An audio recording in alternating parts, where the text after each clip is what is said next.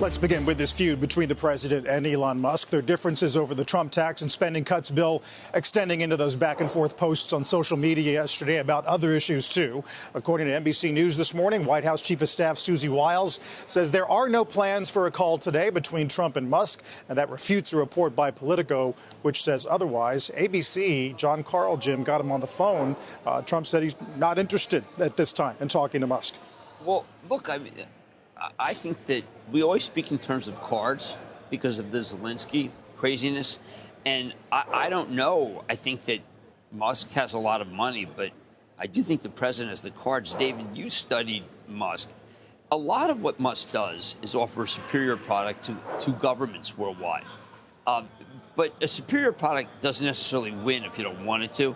You can put your finger on the scale. And I think that there's too many. He's way at risk here, dealing with a president who is not necessarily, who kind of has a very close relationship with the Justice Department.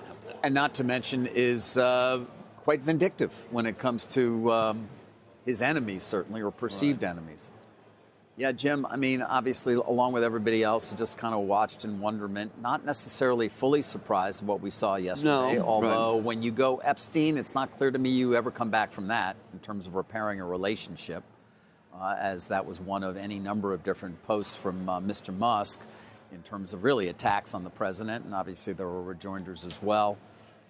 He's got a lot at stake. Elon has never shown a willingness to back off, ever. Never once. He made that clear in the interview we did 2 years ago, of course, where he famously said, "I don't care." Right.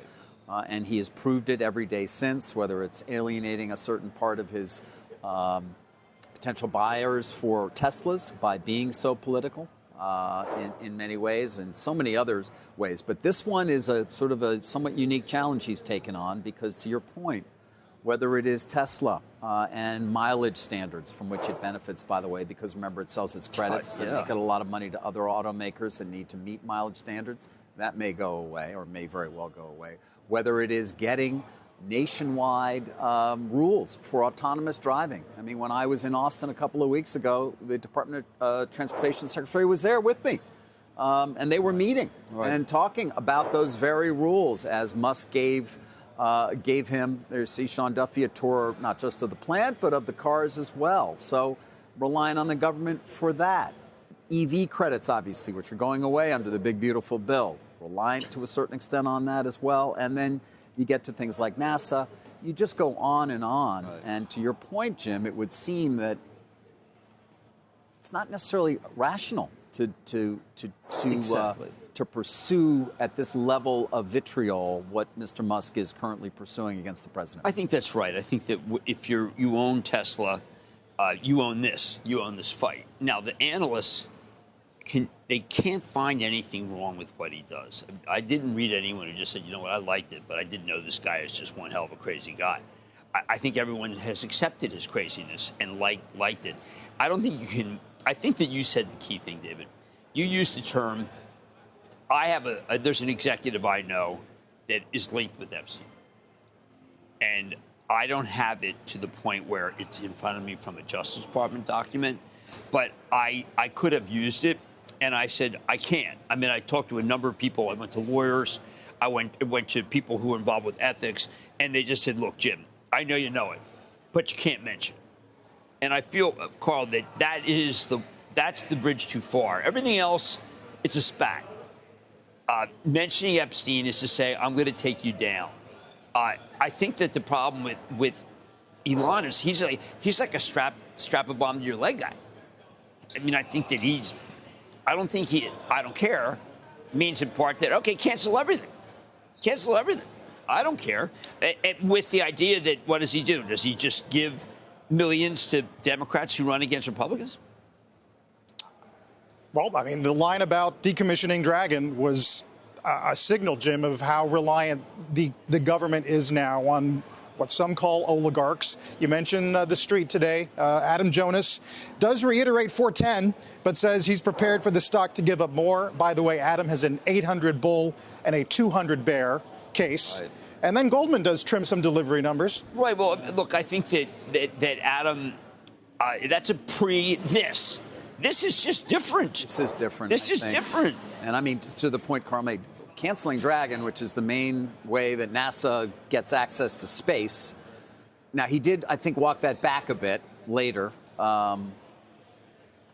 Jim, if you are, obviously Tesla is the main public way, but there are plenty of investors in SpaceX, XAI as well, talked about many times,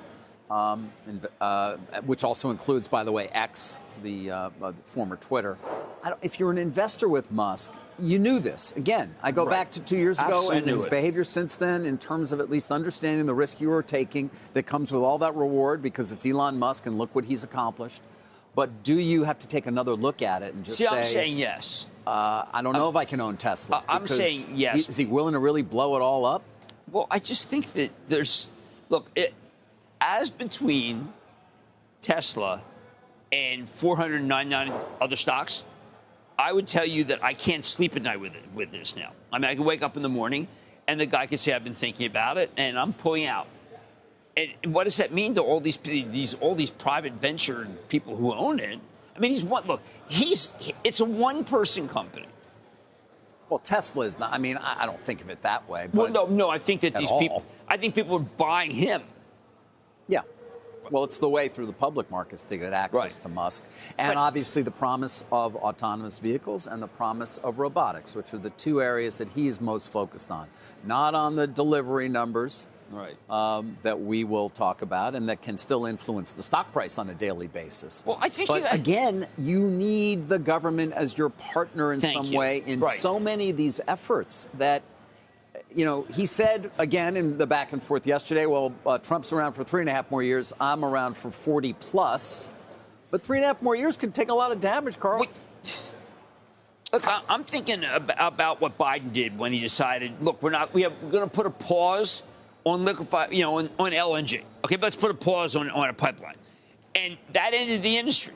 It just ended it because there were so many projects that were canceled. Most of them, many of them have not come back. I just think that President Trump, vindictive, could say, you know what, I've decided that I don't like self-driving autos that rely on vision. I think that ones that rely on maps are better. In other words, well, LiDAR and radar, right? He could basically say, the Department of Transportation favors Waymo.